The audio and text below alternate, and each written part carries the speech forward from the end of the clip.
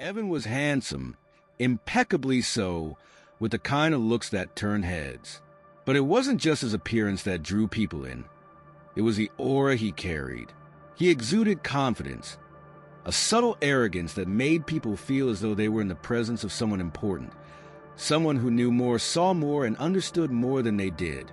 Beneath that surface charm, however, lay something far more sinister. To the world, Evan was successful, an entrepreneur with an expanding business, a man who had his life perfectly together. But those closest to him, or rather those unlucky enough to fall into his orbit, quickly realized that there was something deeply wrong with him. Evan was a psychopath. He had never felt empathy or love the way others did.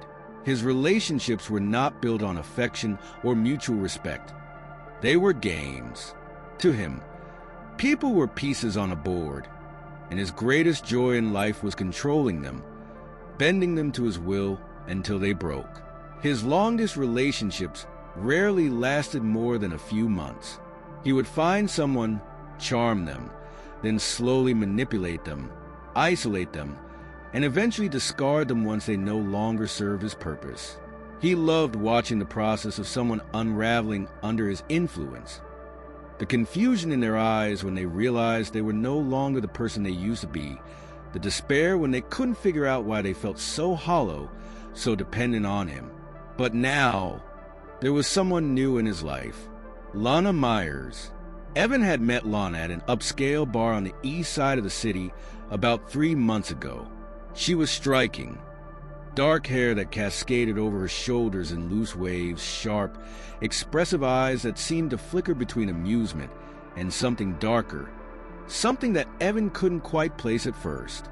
She moved with a kind of effortless grace, completely unbothered by the attention she received from the people around her. Evan had approached her that night, fully expecting to play his usual game. He had an uncanny ability to read people, to know exactly what to say to get them hooked. But from the very first interaction, Lana had thrown him off balance. She was quick-witted, her sharp comebacks catching him off guard. She didn't seem impressed by his charm or affected by his attempts to subtly dominate the conversation. In fact, she seemed to enjoy the back and forth, the playful tension that built between them over the course of the evening. By the end of the night, Evan was intrigued. Lana wasn't like the other women he had dated. There was something wild, something dangerous about her that made him want to dig deeper. He could sense that she had her own secrets, her own games, and that excited him in a way nothing had in a long time. Over the next few weeks, their relationship developed at a rapid pace. At first, it was thrilling. Lana was passionate, uninhibited, and seemingly insatiable. Every moment with her was intense, electrified by a sexual energy that seemed boundless. She craved excitement and danger, always pushing for more intensity, more passion, more extremes. It was like she thrived on chaos, and Evan found himself drawn to that energy. But as time went on, he began to notice something strange. Lana wasn't just passionate, she was obsessive. Her appetite for excitement extended beyond just sex. She craved control, emotional, psychological, and physical. And the more Evan tried to manipulate her, the more she seemed to turn the tables on him. He would subtly undermine her confidence, isolate her from her friends, and gaslight her, tactics that had worked flawlessly on others. But with Lana, things didn't go as planned. Instead of falling apart, she seemed to relish the psychological warfare. The first major fight happened about a month into their relationship. It was late at night, and they had been drinking heavily. Lana had made an offhand comment about one of Evan's business deals, something that hit a little too close to home. He had snapped at her, his tone sharper than usual, expecting her to back down, to show some sign of vulnerability. But instead, Lana had smiled at him, a slow, knowing smile that sent a shiver down his spine. "You think you're in control, don't you?" she had said softly, her eyes gleaming in the dim light of the living room. "But control, that's just a game. And you're not the only one who knows how to play. Evan had laughed it off, dismissing her words as drunk talk. But that smile, that unsettling confidence, lingered in his mind long after the argument had ended. It was the first time he had felt like he wasn't the one pulling the strings, and he didn't like it. Over the next few weeks, things became more tense between them. Evan continued to push Lana, testing her limits, trying to break her the way he had broken others before her. But every time she pushed back harder, their arguments became more frequent, more heated. But there was always an undercurrent of something else, something darker, more primal, that neither of them fully acknowledged. One night, after a particularly intense argument, Evan decided he had had enough. He was going to end things with Lana, move on to his next conquest. She was becoming too unpredictable, too dangerous. But as he was about to deliver the breakup speech he had rehearsed in his mind, Lana had surprised him yet again. "I know what you're thinking," she said, her voice calm despite the tension in the air. "You think you're done with me. You think you can just walk away. But you can't, Evan. Not this time." Her words caught him off guard, and for the first time in his life, Evan felt a flicker of uncertainty. Something about the way she said it, the quiet certainty in her voice, made him pause. He had always been the one in control, the one who decided when things ended. But Lana wasn't like the others. "Why not?" he had asked, trying to keep his voice steady. Lana had smiled again, that same unsettling smile. "Because you don't even know what you want yet. But I do. And trust me, you're not ready to leave." The air was thick with tension, the kind that lingered in the silence between words, in the space between heartbeats. Evan sat on the edge of the bed, staring at the wall as Lana moved through the room with an eerie calmness. She was dressing for the night, her motions smooth, deliberate, as if nothing had happened. Like the last few weeks of turmoil and chaos were just figments of someone else's imagination. But for Evan, the storm inside him was very real. His mind raced, trying to make sense of the situation. Lana was becoming uncontrollable. She wasn't just unpredictable anymore. She was dangerous. The hypersexual energy that had once drawn him in was now suffocating, like an insatiable beast that could never be tamed. For weeks, their relationship had been spiraling into something more intense than Evan could have anticipated. Lana's appetite for sex had been thrilling at first, but now it was overwhelming. She craved it constantly, pushing boundaries that Evan had never even considered. What had started as excitement was now a strange addiction. Every encounter felt like a test of control, of power, of dominance. And it was becoming clear to Evan that he was losing. Lana had always been one step ahead, playing the game in a way he didn't understand. She was erratic, but it wasn't the kind of erratic he could exploit. Instead of becoming vulnerable or dependent like his previous conquests, Lana seemed to thrive on the chaos he created. Each argument, each manipulation attempt, only made her more determined, more unhinged. Evan had started feeling uneasy around her. It was subtle at first, a lingering sense of discomfort, a chill that crept up his spine whenever she looked at him with those intense, calculating eyes. But now, the unease had grown into something more palpable, something akin to fear. It wasn't just that Lana was unpredictable. It was that she seemed to enjoy it, enjoy pushing him, testing his limits, seeing how far she could go before he broke. And as much as Evan hated to admit it, he was starting to crack. The weekend trip had been her idea. A secluded cabin in the woods, far from the city, where they could reconnect. Evan had agreed, partly because he thought it might help him regain control, partly because he didn't want to seem weak by backing out. But now, as they prepared to leave, he couldn't shake the feeling that this was a mistake. The cabin itself was beautiful, modern, sleek, perched on the edge of a cliff overlooking a dense forest.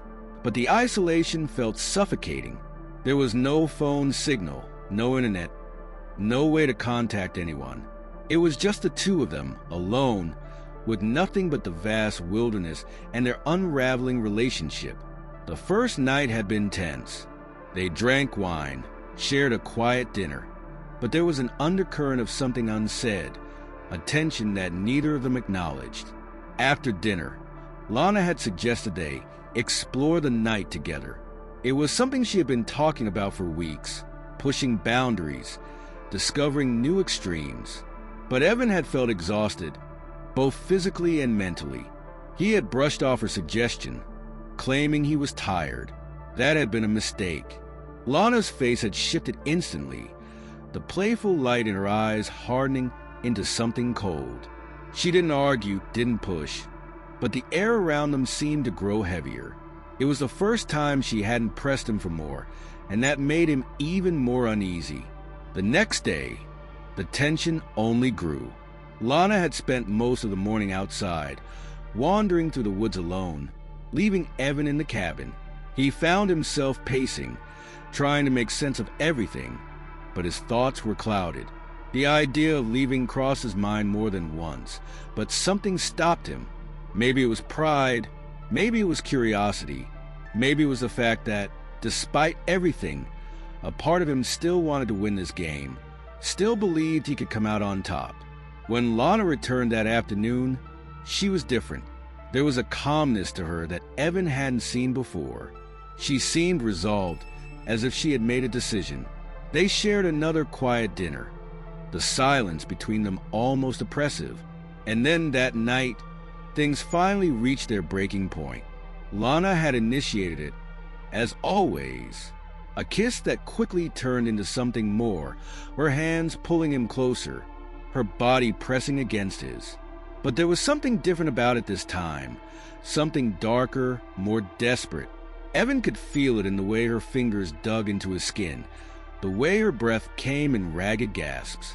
As the encounter escalated, Lana pushed him further than ever before, her demands becoming more and more intense. She wanted more intensity, more danger, more control. And Evan, despite his growing fear, found himself complying, unable to resist the pull of her energy. But then, just as things were reaching their peak, Lana's demeanor changed. Her eyes, once filled with passion, now gleamed with something more sinister, something cold and calculating. "You think you're in control, don't you?" she whispered, her voice barely audible over the pounding of his heart. Evan froze, his body tensing. He tried to pull away, but Lana's grip tightened, her fingers digging into his skin like claws. "You think you've been playing me this whole time," she continued, her voice calm despite the frenzy of their movements. "But the truth is, I've been playing you." Before Evan could react, Lana's hand shot out, grabbing a knife she had hidden under the bed. In one swift motion, she plunged the blade into his chest. For a moment, everything seemed to stop. The world around him faded. The only sensation, the sharp, burning pain spreading through his body. He gasped, his eyes widening in shock as he looked down at the blood pooling around the wound. Lana stood over him, her face calm, almost serene. She watched him with a strange detachment, as if this had been the plan all along, as if this was the inevitable conclusion to their twisted game. Evan tried to speak, tried to move, but his body betrayed him. His legs gave out, and he collapsed onto the floor, gasping for breath as the blood poured from his chest. The moments after the violence were suffused with an eerie stillness.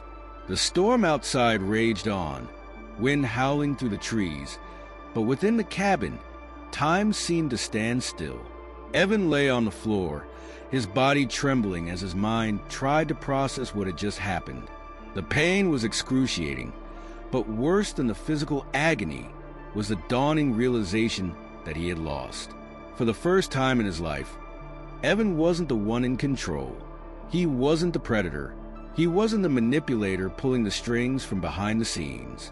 No, this time, he had been the prey all along, and Lana had been the one orchestrating everything. She knelt beside him, her hand resting gently on his forehead, her expression soft, almost affectionate. It was the kind of tenderness Evan had never seen from her before, but it only made the moment more chilling. "You never understood," she whispered, her voice barely audible over the sound of the storm. "All this time, you thought you were the one playing the game. But you were just a pawn, Evan. You were never in control." Evan tried to speak, but the words wouldn't come. His vision was blurring, his thoughts growing sluggish as the blood continued to pour from his wound. He could feel the life draining out of him, his body growing colder with each passing second. As he lay there, staring up at Lana's calm, composed face, a strange sense of peace began to settle over him. It was over. The game was over, and for the first time in his life, Evan had no choice but to surrender. Lana leaned in close, her lips brushing against his ear as she whispered the final words he would ever hear. "Good night, Evan." And with that, everything went black.